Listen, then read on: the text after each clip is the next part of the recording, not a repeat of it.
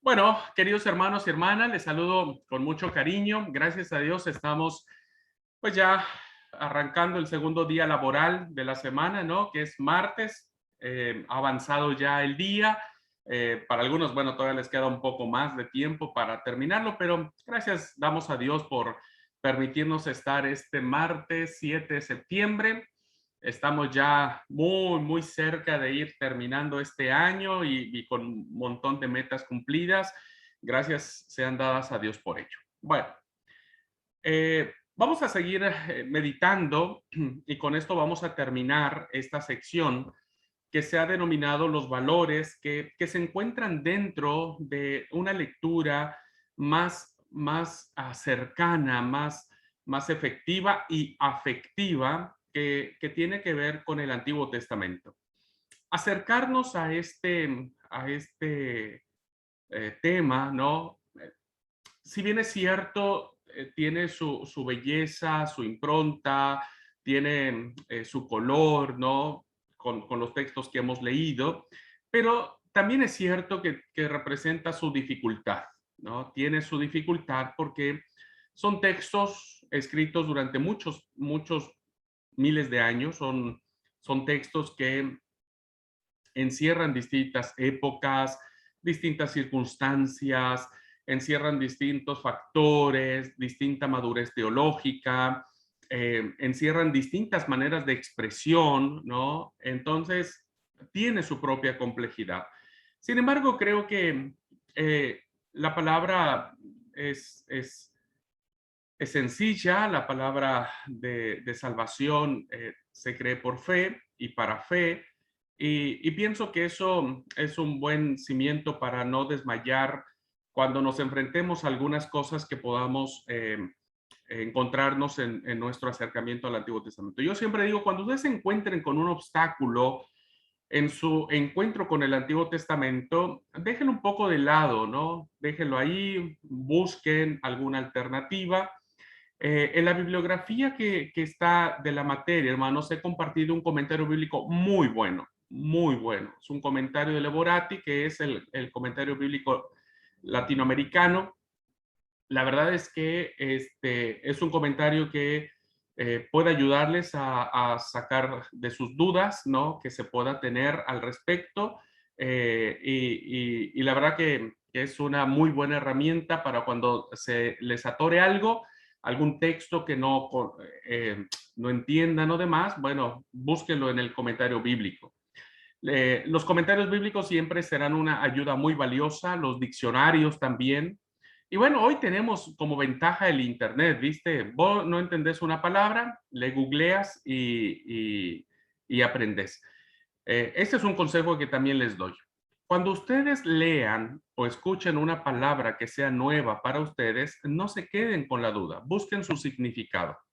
Eso les va a permitir a ustedes ampliar su vocabulario, les va a permitir que cuando escuchen algún ponente o lean algún escrito de algún estudioso, sepan lo que significa esa palabra. Y entonces no se van a sentir como ajenos a lo que están leyendo o escuchando. Entonces, se los digo como experiencia. Yo soy de esos que veo una palabra que es nueva y luego busco su significado y trato de saber y ya cuando veo el significado entiendo el sentido de la frase. Es un buen consejo. Entonces, tienen ustedes ya, vayan haciendo una carpeta en su computadora o donde puedan tener los comentarios bíblicos que se les ofrece. Eh, el profesor siempre trata de buscar los más idóneos, ¿no? Los más adecuados para todos. Diccionarios bíblicos que puedan encontrar, ¿no? Las versiones distintas de la Biblia también pueden tener.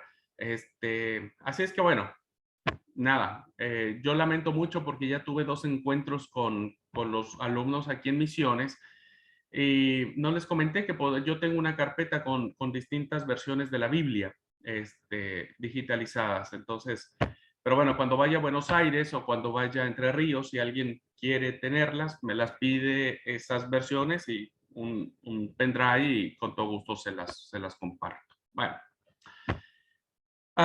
dicho lo anterior, entonces, hemos estado meditando durante este tiempo valores que resaltan la importancia del Dios revelado.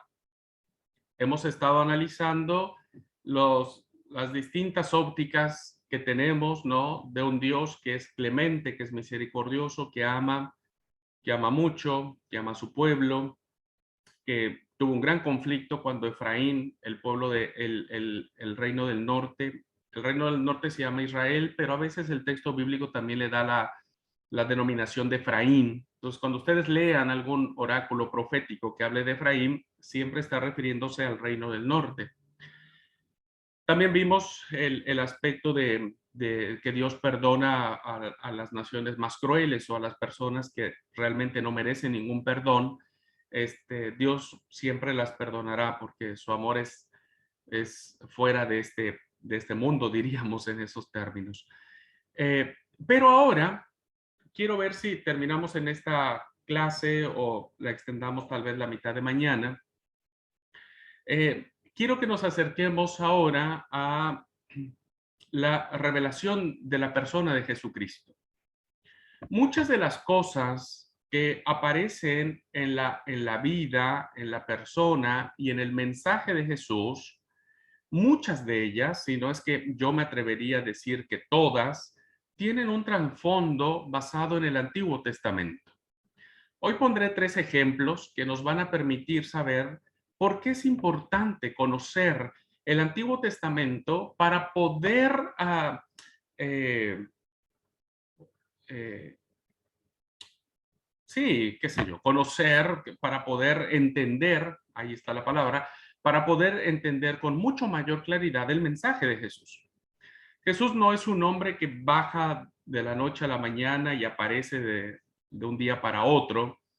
Jesús es un ser humano, más allá de que también era Dios, que nace dentro de su propia cultura, de su propio contexto, un judío piadoso, ¿no? Un judío que conocía perfectamente las escrituras. Es muy probable que haya leído la traducción de los 70, Jesús, porque era la que más circulaba en ese tiempo. Y entonces, todo lo que tiene que ver con estas 3 acciones, su vida, su mensaje y su persona, radican básicamente en el entendimiento que tengamos sobre el Antiguo Testamento. Así es que hoy vamos a trabajar en estos 3 ejemplos que nos harán mirar al Antiguo Testamento y entonces ahora mirar a Jesús y decir, ahora caigo, ahora entiendo realmente lo que Jesús estaba queriendo decir. Y de ahí la importancia que tiene nuestro encuentro con el Antiguo Testamento. Bueno, voy a compartir la pantalla para compartir la clase.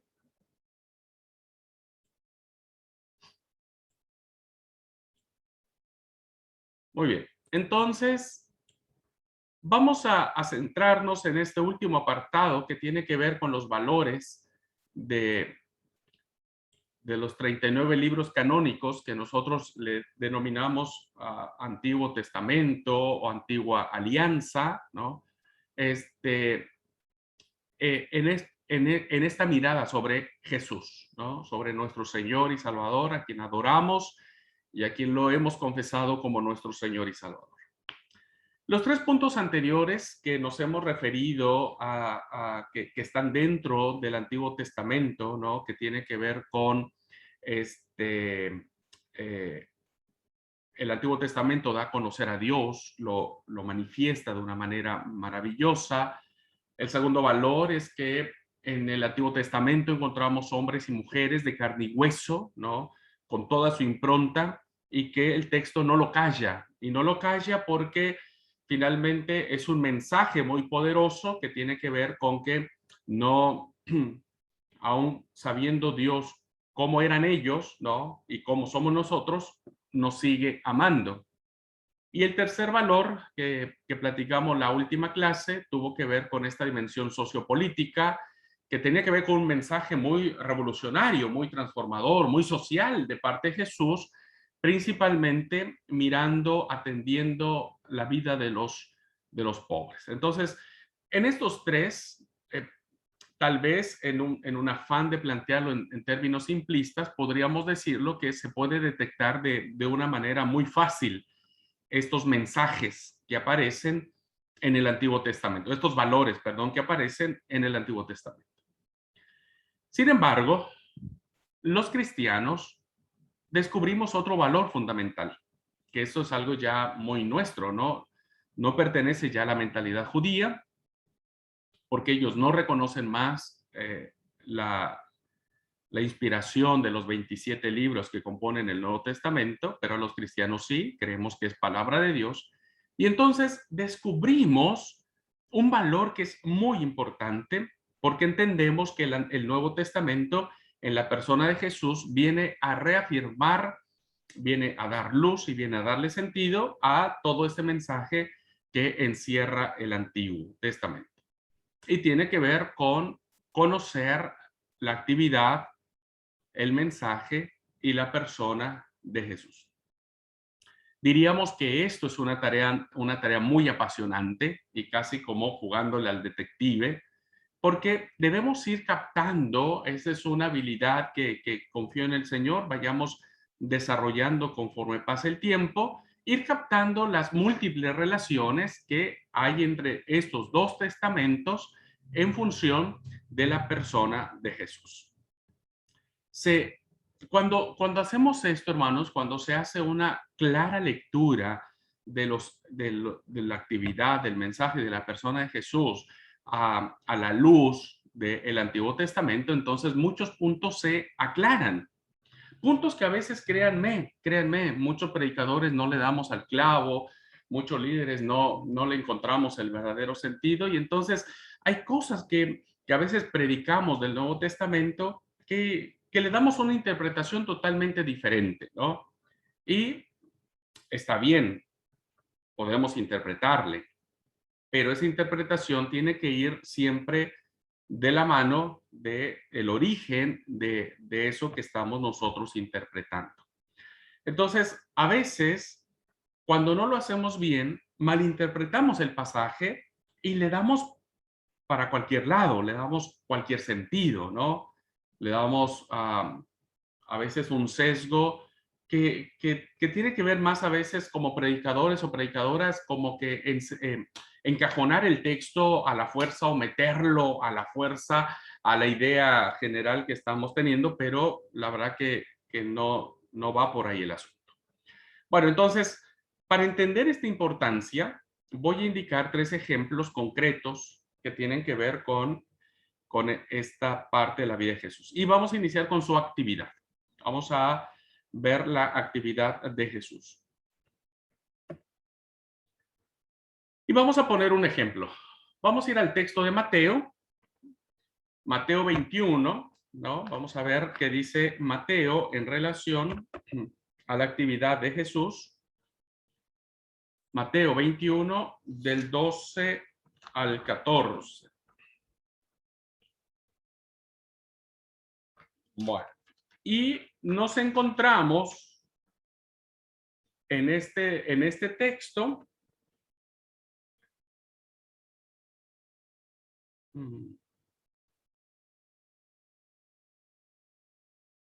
A ver, Mateo 21.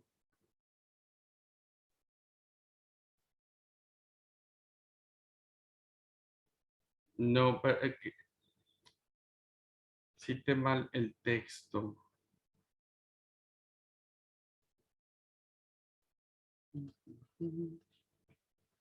Permítame un momento.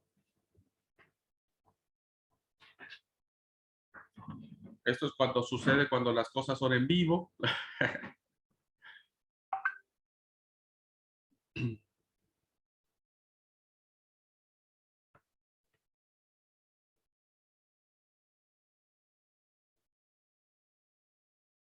No quiero...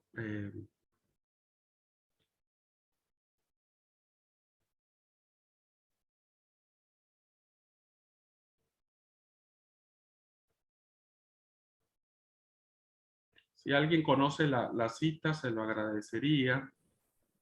Es ahí mismo, hermano, en el verso 12. 12, verso 12. 21, 12. Ah, sí. Sí, perdón, hermanos. Cuando lleguen a mi edad, se darán cuenta que a veces hay que... Esos que hablaron ya tienen más calificación, me parece. Sí, yo creo que tienen un punto extra. Estaba bien. Bien ahí. No, estaba bien. ¿Saben qué pasó? No, perdón, no sé, algo me pasó. Yo estaba leyendo, yo en mi Biblia vi el versículo 18. Yo sabía que el texto estaba bien, pero yo leí el 18 y empecé a ver sobre la higuera estéril, ¿viste? Y dije, ah, caray, me lo cambiaron. Bueno, está bien, hermanos. Ya ni sé qué iba a decir, pero algo voy a decir. No, vamos a ver el texto. El texto dice, fíjense, Mateo 21, del 12 al 14 dice, y entró Jesús en el templo de Dios y echó fuera a todos los que vendían y compraban en el templo y volcó las mesas de los cambistas y las sillas de los que vendían palomas y les dijo, escrito está, mi casa, casa de oración será llamada, mas vosotros la habéis hecho cueva de ladrones. Y vinieron a él en el templo ciegos y cojos y los sanó. Cuando Jesús entra a Jerusalén, hermanos, según el relato de Mateo, poco antes de la pasión, él cuenta un incidente, ¿no?, que aparece en el texto bíblico. Y lo acabamos de leer. La pregunta sería, ¿qué encuentran de raro en este texto? ¿Qué encuentran que les llame la atención de este texto? Si alguien quiere activar su micrófono y quiere compartir, ¿qué les llama la atención? ¿Qué encuentran de raro? ¿Qué encuentran de interesante en esta narración? Solo de estos 3 versículos. Lo primero que Jesús se enoja tanto con los cambistas del templo porque Jesús era una persona santa que no tenía, que era puro. Es lo que más llama la atención en ese momento. Muy bien, vemos entonces que la actitud de Jesús, ¿no? Muy enérgica. Ok, ¿quién más, hermanos? ¿Qué más vemos en este texto? ¿Qué les llama la atención? A mí me resulta un poco raro que había cambistas y personas que vendían animales dentro del templo. Había cambistas, muy bien, muy interesante observación, Germán, muy bien. Había cambistas, había cierto comercio, ¿no? Dentro del templo, muy bien. ¿Alguien más? Que el Señor, Pero pasando,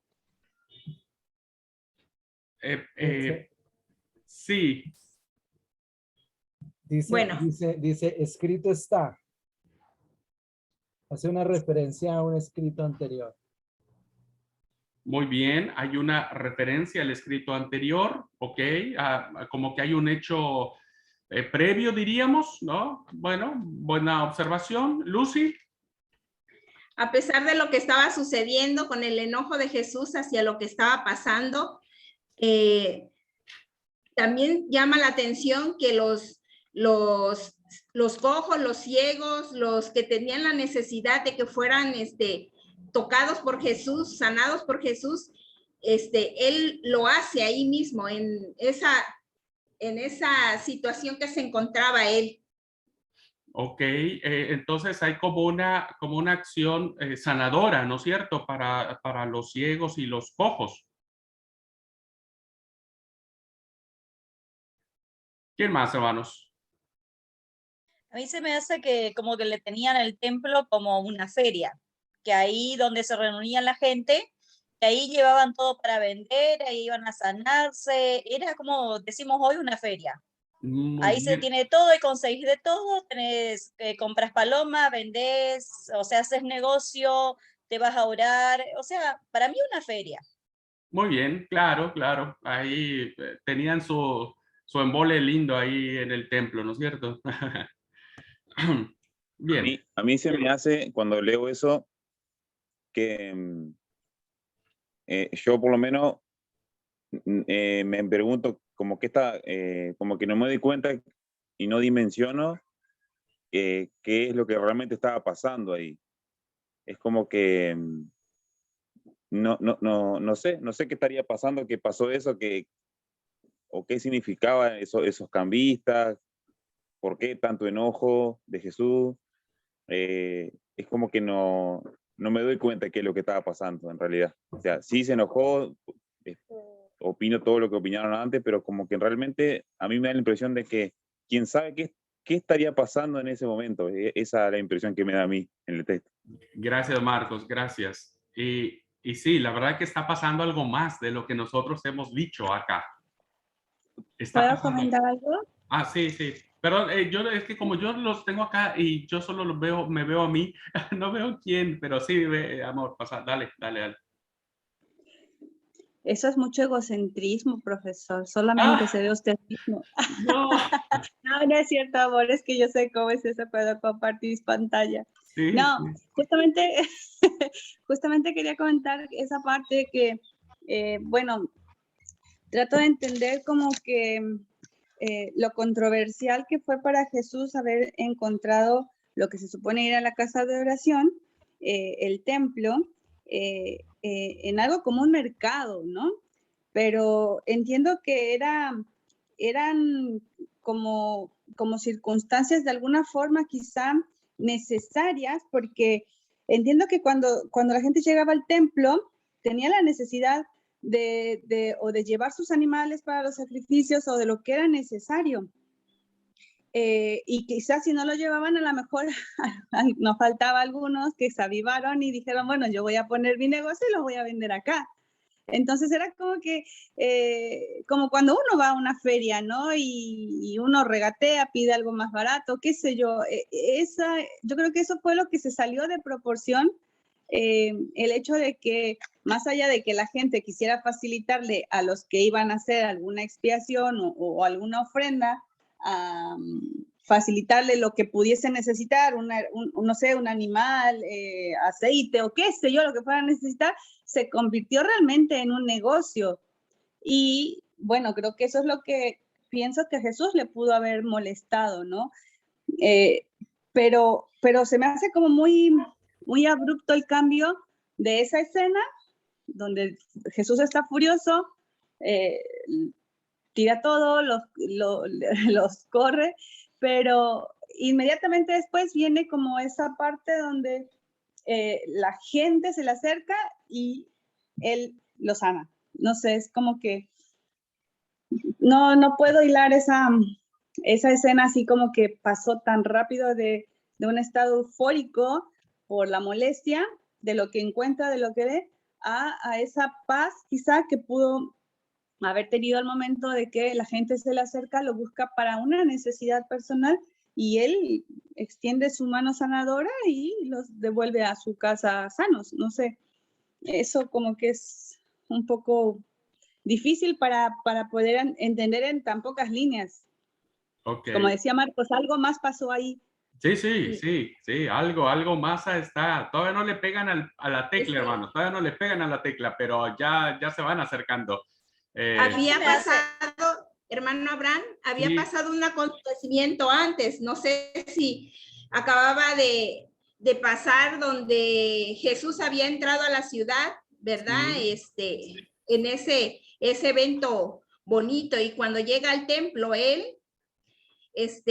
mira a los campistas, y si vemos en el texto también que estaban dentro del templo, y en la ley que tenía de Moisés era que solamente los sacerdotes podían estar ahí, y ellos ya estaban haciendo de ese lugar un lugar de, como dice Berenice, de compras, de haciendo cosas que no tenían que hacer. Entonces Jesús, yo creo que ese fue su enojo, el mirar que no estaban respetando este lugar donde invocaban el nombre, donde descendía la presencia de nuestro Dios. Ok, Lucy, ya se van acercando, les falta todavía la nota final. Vamos a ver, Clelia le va a encontrar la nota final. Pues yo Sí, no creo que le encuentren la nota final, pero por ahí yo había leído que cuando la gente se enteraba que Jesús estaba pasando por algún pueblo, la gente como que se amontonaban. Y por ahí cuando se enteraban que Jesús estaba por llegar, eso beneficiaba vender más cosas, y más en el templo, porque sabían que Jesús iba a pasar por ahí. Y la verdad es que coincido con todos los aportes que hicieron todos. Yo creo que es lo mismo que nosotros tengamos nuestra casa para vivir y que venga alguien y haga otra cosa en esta casa, es como que yo también me voy a enojar. Y una de las cosas que me pareció importante es que cuando dice en el templo ciegos y cojos, cuando fueron los ciegos y los cojos para que los sanen, por ahí cuando uno está en una situación de bronca, de nervios y de ira, porque dice que él se enojó mucho, que tiró las mesas y todo, pongámonos en ese lugar, si nosotros estaríamos viendo eso y con la furia que nosotros tendríamos, ¿seríamos capaces de sanar a alguien o de ayudar a alguien? Entonces, por ahí fue misericordioso con los que estaban esperando verlo, y aunque el resto fue a hacer otra cosa, él fue a cumplir su misión ahí. No sé si sirve mi aporte, pero eso fue lo que pienso. Vamos por ahí, vamos todos en el mismo camino. Vamos a ver en qué momento encontramos el camino de regreso. Liti. Bueno, sí, mi aporte es más allá de lo que dijo Cledia y todos mis hermanos, mis compañeros, es que, bueno, el templo era un lugar donde iban a adorar, donde iban a ser sanados, donde era el templo de Dios, ¿no? Y de pronto la venta de todas esas cosas, y Jesús lo llama cueva de ladrones. Y la palabra ladrones a mí me hace ruido, como que vendían las cosas a un precio exageradamente caro, como que eran ladrones porque robaban, en el sentido de una estafa, de vender algo tan caro que tal vez no valía, pero aprovechaban la oportunidad porque allí se reunían la gente, allí se agolpaban todos porque pasaba Jesús. Entonces de pronto aprovechaban esa oportunidad y vendían a alto precio sus cosas, y el centro de ellos era eso, de ganar el dinero y de ganar uno más que el otro. De pronto a mí me llama la atención eso y lo que he observado. Okay, así que no sé si sirve mi comentario. Sí, claro que sí. Todas las observaciones son buenas, porque les dije, es parte de nuestra interpretación que le damos a este punto, ¿no? Sí, Bueno, ¿alguien más? Yo, Betty. Sí, Betty.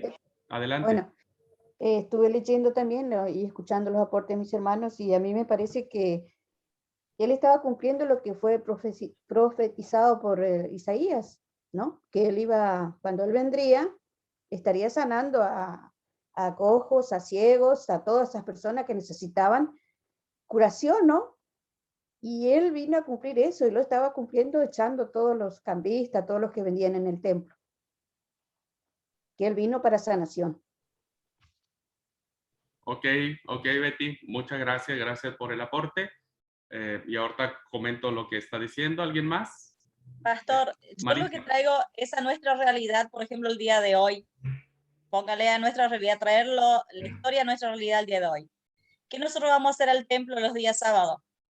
Vamos a adorar a Dios, vamos a alabar a Dios, tratar, si hay una necesidad, tratar de ayudar a la persona o lo que sea, ya sea en otros días, también el día sábado.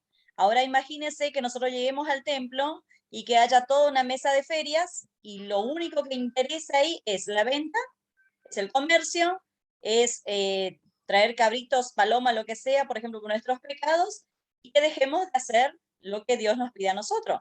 Yo creo que para mí el enojo de Jesús fue eso, porque yo digo, hoy traemos nuestra realidad. Si nuestra iglesia se convierte en un comercio, ¿qué pensará usted? ¿Qué pienso yo? Y muchas veces, muchas personas traen esto, traen aquello para llamar la atención, y se vuelve tan sutil, se termina lo que es en sí a qué vamos a hacer el templo. A mi manera de ver, el enojo de Jesús fue eso, porque ¿a qué fuiste al templo? ¿A hacer negocio? ¿A ganar? ¿O a qué fuiste? ¿A alabar a Dios o a ayudar al prójimo? Para mí el enojo de Jesús fue ahí. Muy bien, Marisa, gracias. Vamos a ver si podemos retomar esto que me parece muy valioso de Marisa, el ver cómo podemos ver una aplicación. Pero antes de la aplicación, vamos a ver si podemos hacer una interpretación del texto. Bueno, Clelia dice que es la segunda vez que despejó el templo. Bien. Todos los comentarios son muy válidos, hermanos. Está bien. Me parece que son válidos. Ahora, déjenme replantear este punto en su justa perspectiva y retomar lo que Marcos decía y Bere también. Es decir, me parece que hay algo más que esto, que pudiese sonar muy lógico, ¿no? Por un lado, hermanos, hay dos cosas que están sucediendo en estos 3 versículos. Por un lado, Jesús entra en el templo y resulta que estaba sucediendo algo allí, ¿no? Que seguramente a él no le gustó. Por lo que vimos después, no le gustó y entonces él echa a todos los que vendían y compraban allí, ¿no? Eso es lo que Jesús estaba mirando que estaba sucediendo en el templo. Ojo, en el templo. Pero después hay esta otra parte, como bien decía, ¿no? Sorprendente, da un giro muy interesante, el enojo de Jesús y demás, y entonces dice que se le acercan a él 2 grupos de personas, los cojos y los ciegos, y Mateo dice que él los curó. Ahora, si retomo las palabras de Betty, que son muy interesantes, esto es lo que nosotros podríamos sacar como conclusión de lo que estaba pasando por allí.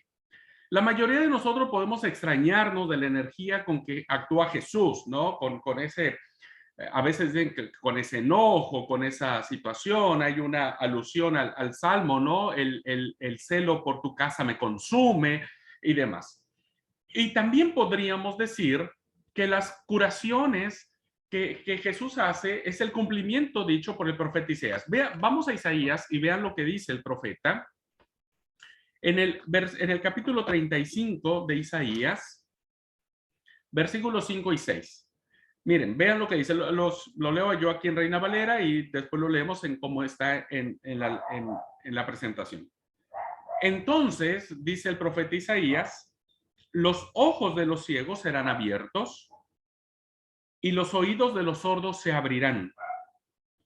Entonces el cojo saltará como un ciervo y cantará la lengua del mudo. Vemos nosotros en esta proyección del profeta Isaías, al parecer un cumplimiento de lo que está sucediendo en este incidente del capítulo 21 de Mateo. Sin embargo, hermanos, si nosotros no conocemos el trasfondo que tiene este evento que está sucediendo, vamos a interpretar para muchos lados. No quiere decir que esté mal lo que ustedes opinaron. Me parece correcto, acertado, entra dentro de lo que puede ser un exégesis, incluso una aplicación práctica como la que Marisa estaba compartiendo. Sin embargo, hermanos, ir al Antiguo Testamento nos hará ver mejor la belleza de este punto. El texto de Isaías no se puede aplicar a lo que está sucediendo en Mateo, porque el texto de Isaías habla de ciegos, de sordos, de cojos y de mudos. Es decir, habla de 4 categorías de personas que necesitaban sanidad.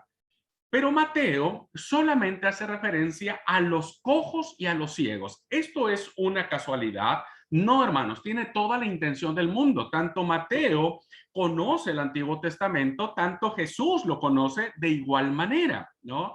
Entonces, el paralelismo que podríamos establecer entre lo que dice Isaías y lo que plantea Mateo no es exacto, no es exacto. Para ello, para entender el texto del Evangelio, necesitamos acudir a otro relato bíblico, el cual se llevó a cabo cuando David, ¿se acuerdan que les explicaba que David, para quedar bien entre el reino del norte y el reino del sur, tiene que poner su capital, la capital del imperio? Entonces, como buen político, ¿no? Dijo, no la pongo en el norte porque los del sur se enojan, no la pongo en el sur, sino en el norte se enoja, la voy a poner ahí en el sur, pero muy cercano al norte. Y entonces conquista Jebús. Y Jebús, hermanos, es la ciudad que después se le llamará Jerusalén, ¿no? Pero David, para conquistar a Jebús, ¿no? La ciudad de Jebús, la tiene que cercar, la tiene que rodear. Y entonces, hermanos, en esto estamos ahora en lo que sería Jerusalén. Y el relato de Mateo nos ubica en Jerusalén y nos ubica en el templo, porque Jerusalén será la capital política del reino de David, pero también será el lugar donde Salomón edificará el templo de Jerusalén, y que a partir de ese momento el templo tendrá una importancia muy importante en la vida del pueblo. Cuando David decide, hermanos, conquistar la ciudad para convertirla en su capital, fíjense lo que cuenta o lo que sucede en el segundo libro de Samuel. Vamos a verlo. Segundo libro de Samuel, en el capítulo 5, del 6 al 8, dice lo siguiente. El rey, hablando de David, estamos en ese momento, la conquista de Jebús, que después será Jerusalén y después será el templo, dice, el rey y sus hombres marcharon sobre Jerusalén contra los jebuseos que habitaban el país. Y los jebuseos le dijeron a David, no entrarás aquí. Y fíjense la expresión que utiliza el texto bíblico para esto. Te rechazarán los cojos y ciegos. ¿Notan de quién estamos hablando? Los cojos y ciegos te rechazarán. Ahora te explicamos el texto. Pero David conquistó el alcázar de Sión. David había dicho aquel día, al que mate a un jebuseo y se cuele por el túnel, a esos cojos y ciegos los detesta David. Y ahora vean lo que está pasando acá. Por eso está mandado, ni cojo ni ciego entrará en el templo. Ni cojo ni ciego entrará en el templo. ¿Por qué? Porque ni cojo y porque los jebuseos decían, ¿no? Nuestra ciudad, la ciudad de Jebús, ¿no?, está construida en lo alto, está rodeada de murallas, es una ciudad fortificada contra cualquiera que puede venir a asolarnos, decían los jebuseos, ¿no? Y entonces ellos de manera irónica, ¿no?, de manera irónica le dicen a David, mira, lo más inútil que nosotros tenemos para la guerra, que serían los cojos y los ciegos, bastarán para salvarla del ataque enemigo. O sea, esa fue la expresión de los jebuseos. Decían, no nos vengas a espantar, David, ¿no? Nuestra ciudad es muy fuerte, muy grande, muy poderosa, y a ti solamente con que te mandemos a los cojos y a los ciegos, son capaces de destruirte y de no permitir que conquistes nuestra ciudad. Esta expresión, ¿no?, se acuñó tanto en el pensamiento del pueblo que fue un mandato. Porque no ocurrió así. David entró, David conquistó, David derribó las murallas, David finalmente puso su capital en Jerusalén y finalmente preparó el camino para que su hijo Salomón construyera el templo.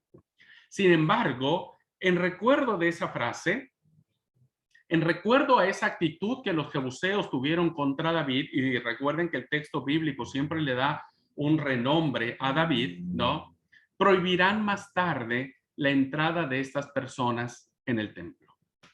Los cojos y los ciegos que aparecen en Mateo no están ahí por obra de casualidad, hermanos. Están de manera adrede en el relato mateano, ¿no?, porque va a haber es un texto muy revolucionario el que nosotros estamos aquí enfrentando. Es un texto que cambia el orden de las expectativas. Es un texto que realmente confronta el poder en sí mismo, ¿no? El poder en sí mismo. Y eso, cuando volvemos al texto de Mateo, nos sitúa ante dos hechos, los mismos que vimos relatados en el texto. Por un lado, ¿no?, la institución religiosa, la que está en el templo, admite la presencia de mercaderes y cambistas.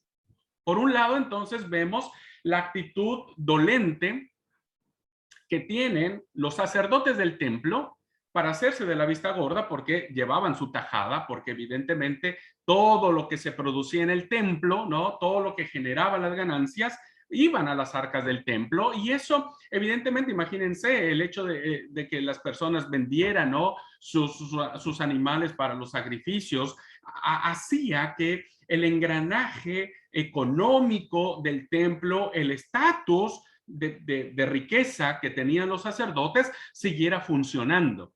Entonces, es importante notar cómo la actitud permisiva que tienen los sacerdotes del templo, el templo en el cual supuestamente la presencia de Jehová estaba allí, donde supuestamente Dios gobernaba, donde Dios estaba presente, en fin.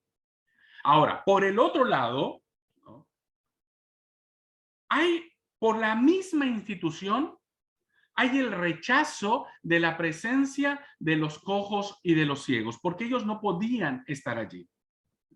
Con base en lo que sucedió en el asedio a la ciudad de Jerusalén por parte de David.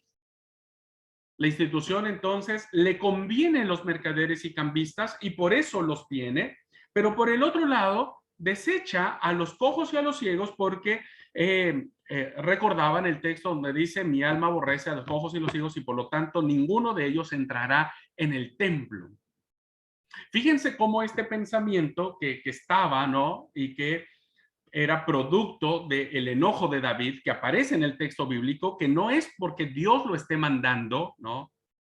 No es que Dios esté ordenando esa parte, es un dicho que David tuvo porque por la bronca, viste, que seguramente tuvo él de que lo menospreciaron y dijeron: ustedes piensan que no los voy a vencer, ¿no? Y entonces la institución religiosa crea eso como una ley, hace una segregación muy importante de este grupo de personas, ¿no? Y entonces el texto nos sitúa ante la expectativa inversa de Jesús. Jesús invierte las cosas. Rechaza lo admitido. ¿Cómo lo rechaza? Volcando las mesas de los cambistas, ¿no? ¿Cómo lo rechaza? Diciendo: esto no puede estar acá. Y admite lo rechazado. ¿Y cómo admite lo rechazado? Sanándolos, curándolos. Por consiguiente, hermanos, el pasaje no quiere transmitir un simple testimonio de la bondad y el poder de Jesús, ¿no?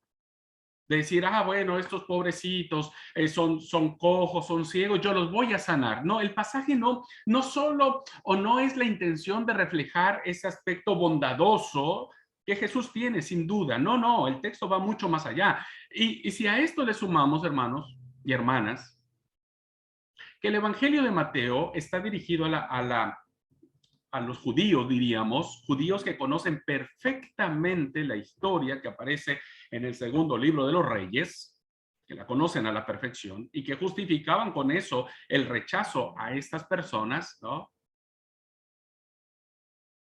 Debemos decir que no está relatado el texto para resaltar la bondad o el poder de Jesús, ni mucho menos sus pretensiones mesiánicas, ni mucho menos de que Jesús se levantara el cuello en Jerusalén diciendo: bueno, yo soy el Mesías, yo soy el que viene a ayudarles, ¿no?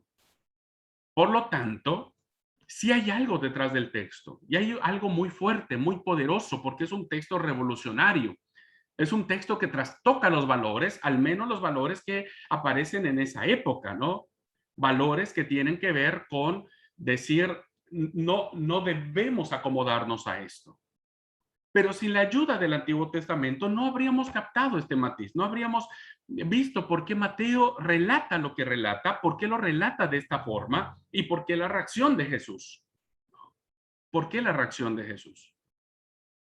Ahora, no se trata, viendo un poco la aplicación, como decía Marisa, que es muy buena la aplicación de decir: bueno, uno va el sábado y uno ve que hay una feria y que todo el mundo vende y demás. No, más bien el texto nos sitúa ante la confrontación de decir: ¿qué estamos admitiendo en nuestro templo, ¿no?, o en nuestra vida religiosa o en nuestra vida de fe, que hemos tratado de justificar, ¿no?, muchas veces con el texto bíblico, y hemos dejado de lado lo esencial, que es amar al prójimo. amar al prójimo.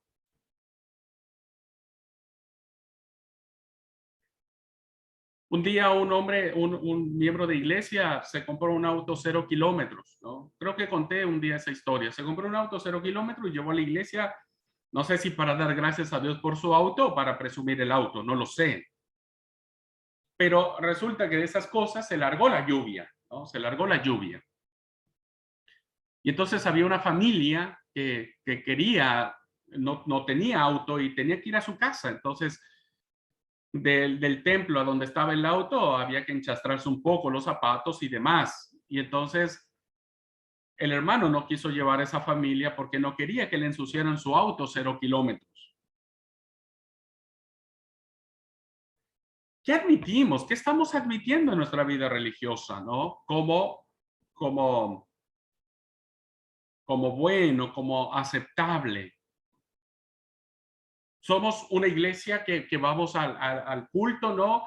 Vamos todos bien arreglados, usamos nuestras mejores ropas, compramos ropa de marca, le compramos a nuestros hijos nuestras mejores prendas, ¿no?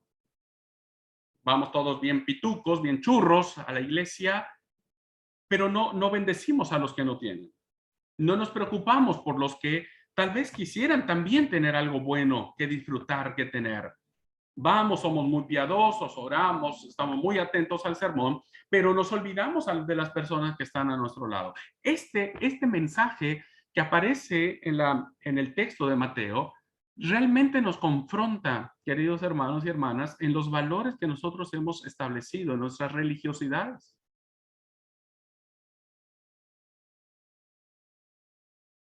Y pienso, ¿no?, que cuando nosotros entendemos qué es lo que está pasando, entonces a partir de allí nuestra perspectiva cambia. A partir de allí, entonces, nosotros le damos un sentido a lo que está sucediendo en el templo. ¿Cómo supimos esto? ¿Cómo lo descubrimos? Bueno, conociendo el Antiguo Testamento, conociendo lo que había sido escrito y cómo Jesús en su mensaje, ¿no?, es un mensaje diferente, pero que está sin duda muy de la mano, muy en la sintonía con lo que el Antiguo Testamento vino reflejando siglos atrás. Bueno. La pregunta es, hermanos, no sé si quedó claro este texto. No sé si ahora podemos captar la verdadera intención que tiene este texto, ¿no?, y plantearlo en esa perspectiva. Vamos a ir al receso, pero antes vamos a escuchar a alguno de ustedes. ¿Se entendió esa parte, hermanos? ¿Se pudo captar lo que estaba sucediendo allí?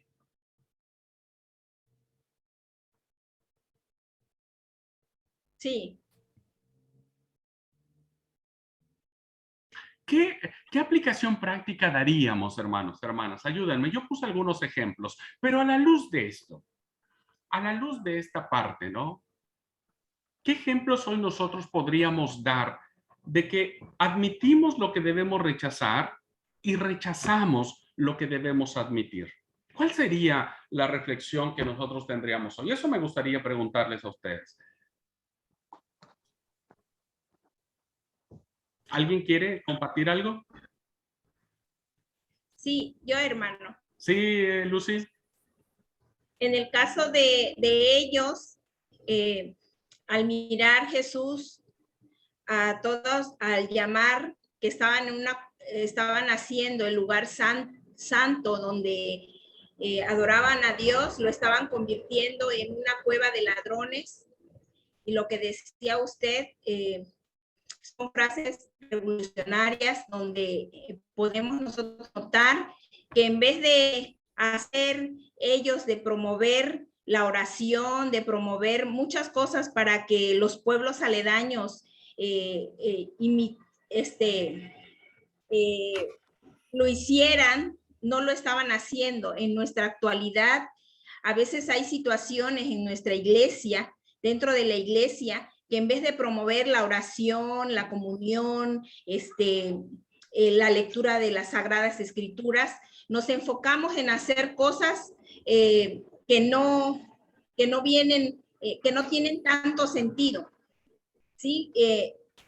Actividades a lo mejor no productivas, no edificantes, y cuando nosotros miramos en este relato de Jesús, podemos mirar el celo de él, porque él quería eso, que ese lugar donde se había dedicado para que descendiera la presencia del Señor, donde cada año los sacerdotes tenían una fiesta, donde ellos, porque estaba pronto a acercarse una fiesta, que ellos como judíos lo iban a gozar y ellos estaban haciendo ya negocio. Entonces, en nuestros tiempos tenemos que nosotros mirar que también algunos buscan la manera de sacar provecho de actividades o de hacer cosas que no deben. Y como hijos de Dios, tenemos nosotros siempre que estar pensando de hacer que nosotros como hijos podamos siempre estar conectados con Dios, buscar la presencia de Dios, que no sea, que sea el amor al prójimo, a tu hermano, que sea la palabra correcta que tú tengas que darle a él, para edificarlo, para levantarlo, para que, y no tener algo de ganancia, porque como decía usted, es verdad, los sacerdotes no decían nada en esa situación que estaba pasando, porque ellos recibían una ganancia y los dejaban estar en un lugar donde ellos no deberían de estar, porque llegaron hasta ese lugar donde solamente los sacerdotes podían estar dentro del templo. Y hay muchas ocasiones también dentro de nuestra congregación que le permitimos como líderes, le permitimos el púlpito o lugares especiales a personas que hacen eso, de sacar provecho para la iglesia. Tenemos que ser sabios, tenemos que mirar y discernir para lo que fuimos llamados, así como Jesús en ese celo que tuvo, en ese arranque de enojo que hizo que tirara las mesas. Yo creo que ahí fue donde él miró lo que estaban haciendo de ese lugar santo donde invocaban el nombre de nuestro Dios. Estaban haciendo una cueva de ladrones, haciendo cosas que no debían de hacer. Gracias, Lucy. Gracias por compartir. Esto que Lucy está diciendo me hace plantearles una pregunta, hermanos. Jesús tuvo celo, y es un celo que vemos con mucha pasión. Realmente no quise profundizar mucho en el texto, pero hay muchas emociones acá. Por un lado, el enojo, la ira, diríamos. Por el otro lado, la compasión. La pregunta es, ¿Jesús tuvo la compasión o el celo, según en este relato, por el templo, por el lugar donde estaba, el lugar sagrado que estaba allí Dios, o tuvo su celo por el rechazo que la élite religiosa estaba teniendo por los cojos y los ciegos?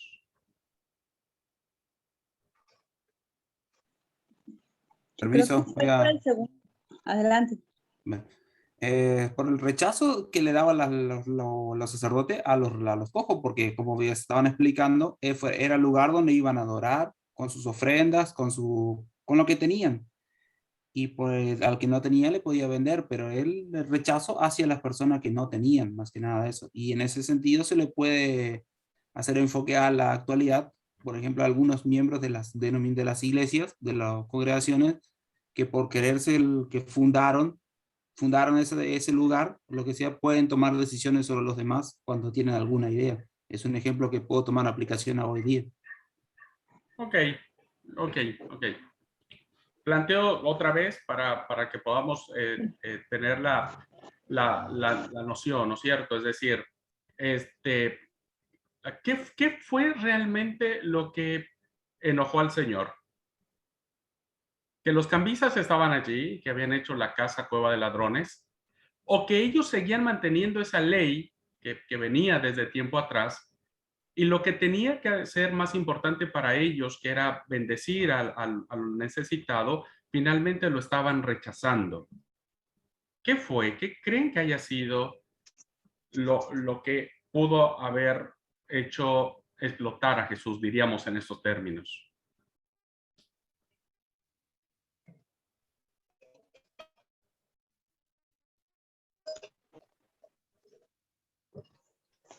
Permiso. Yo opino que las dos cosas. Jesús no estaba de acuerdo que se haga del templo, del lugar santo, una cueva de ladrones. Y obviamente que Jesús siempre estuvo por los necesitados, y en este caso cojos y ciegos. Así que yo creo que las dos cosas lo enojaron a Jesús. Gracias, Dina. ¿Alguien más? Sí, yo también, pastor. Yo estoy de acuerdo con Dina. En eso para mí las dos cosas también. Y la pregunta que muchas veces me hago es, si Jesús viniera hoy a un culto normal que tenemos en la iglesia, ¿cuál sería su reacción? Porque muchas veces, no quiero criticar a nadie, no es la forma, ¿no? Sino el tema para que podamos mejorar como personas, ¿no? Como hijos de Dios. Muchas veces nosotros hacemos mucho énfasis en el adorno, en la perfección de esto, en la perfección de aquello. Olvidamos de expresar el amor a Dios, que las personas que se acercan al culto conozcan a Dios y puedan tener ese momento de intimidad. Quizás es el único día que vienen y tienen su forma de encontrarse con Dios. Y por ahí nosotros le hacemos mucho énfasis a muchos shows, a muchas cosas, a muchas exposiciones de esto, exposiciones de aquellos, que salga todo perfecto, salga todo lindo, pero por ahí muchas veces nosotros olvidamos el verdadero sentido de que es el culto al día sábado, el culto de adoración a Dios, el conocer a Dios, el acercarnos a Dios. En primer lugar me pongo yo, que muchas veces nos pasó eso, no es por criticar a nadie, no, pero es una forma que por ahí podríamos mejorar en muchas situaciones, ¿no?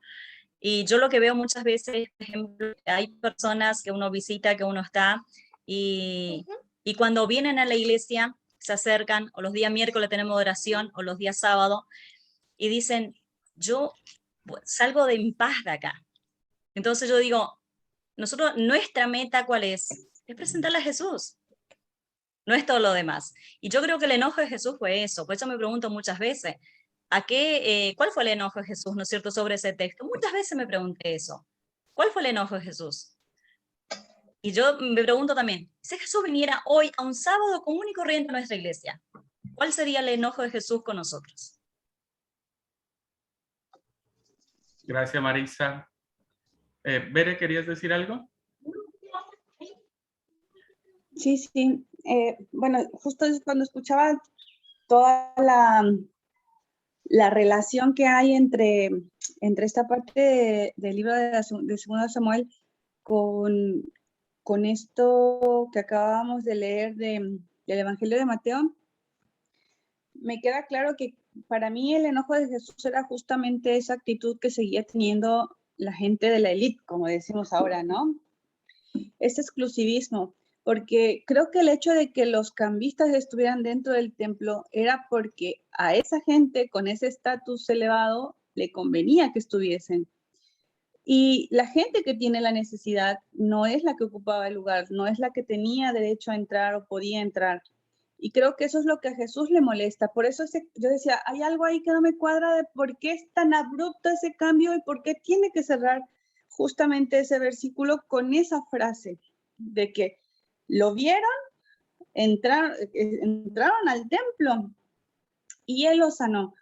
Creo que esa era la molestia real para mí de Jesús. Y algo que, por ejemplo, a nosotros muchas veces nos llegó a pasar en México, pasa mucho por allá, cuando, por ejemplo, entra una persona en estado de ebriedad a un culto. ¿Qué pasa muchas veces con los mismos miembros de la iglesia, que nos decimos cristianos y gente que ama a Dios y que debe amar al prójimo? Lo que muchas veces llegamos a ver era que la gente se hacía a un lado, corría, se salía de la banca, le hacían el feo como cara de, ¿y tú qué haces aquí, no? O una persona que a lo mejor era adicta a las drogas llegaba a entrar y lejos de acercarse a él o a esa persona con ese amor y invitarle a pasar, uno no sabe la necesidad que tiene, las circunstancias de vida que vive. Y creo que eso es lo que a Dios le molesta, lo que a Jesús le molestó más bien, que nosotros en lugar de tenderle la mano a quien necesita, nos hacemos a un lado y nos sentimos exclusivos y nos sentimos como que, no, o sea, ¿cómo va a dejar que entre o una prostituta o que entre un borracho o gente que nosotros consideramos no es digna y está por debajo de nosotros? Creo para mí que eso era lo que a Jesús le había molestado. Bueno, muchas gracias, Bere. Miren, este es un texto que ahora nos permite reflexionarlo, ¿no? Es un texto que nos permite replantearnos algunas de las cosas que a la luz de la interpretación y de la aplicación del texto bíblico nos lleva de la mano para ver qué es lo que estamos admitiendo y que deberíamos rechazar o qué estamos rechazando cuando deberíamos estar admitiendo. Y me parece que es allí el verdadero sentido que encontramos en el texto bíblico. Para mí, en lo particular, creo que el Señor tiene una reacción para lo que está sucediendo en el templo. Como buen judío, sabía lo que representaba el templo, ¿no? Sin embargo, creo que el hecho de que el relato o este episodio termine sanando a los cojos y a los ciegos, me da la impresión de que eso es lo más importante para él. Jesús no le importa el lugar, Jesús le importa a las personas. Nosotros podríamos ser muy buenos los sábados y podríamos cumplir todas las cosas buenas los sábados, pero saliendo del templo no hacemos el bien, no bendecimos a nuestro prójimo, no nos comportamos a la altura de los valores del reino. Admitimos en nuestra casa, en nuestro vocabulario, en nuestros pensamientos, aquello que deberíamos rechazar. Me parece que este texto tendría mucha cabida con nosotros. Y me parece que Jesús entraría primero a volcar muchas cosas que hemos permitido nosotros en nuestra vida personal, familiar y de iglesia. Empezaría a echar por tierra todo y a volcar las mesas que hemos preparado para eso y nos empezaría a confrontar hacia aquello a lo que realmente importa y le importa para él. Bueno, fíjense cómo un análisis que tiene un pasaje de la vida de Jesús abarcando el antecedente de esto, nos lleva a este tipo de reflexiones que me parece fabuloso que sigamos pensando y reflexionando. De eso se trata. Y ojalá algún día alguien predique sobre esto. Ojalá alguien predique, ¿no? Y hagamos conciencia a la iglesia y digamos qué estamos admitiendo cuando deberíamos estar rechazando o qué estamos rechazando cuando deberíamos estar admitiendo. ¿Okay? Bueno, vamos a terminar aquí la... ¿Te anima? ¿Marcos? ¿Y te anima a predicar sobre eso? Sí, pero más vale. Sí, tenemos que predicarlo, porque si no, imagínense, eso es lo que sucedió. O sea, sé que no es fácil quitarle las mesas a alguien que le está dando buena ganancia. No es fácil, pero bueno, si queremos ser acordes a lo que Jesús dijo, creo que valdría la pena. Vamos a terminar aquí la primera hora de la clase, hermanos. Voy a acabar la grabación. Nos vemos en mi computadora. Son 5:15, 5:15. A las 5:20 volvemos a la clase.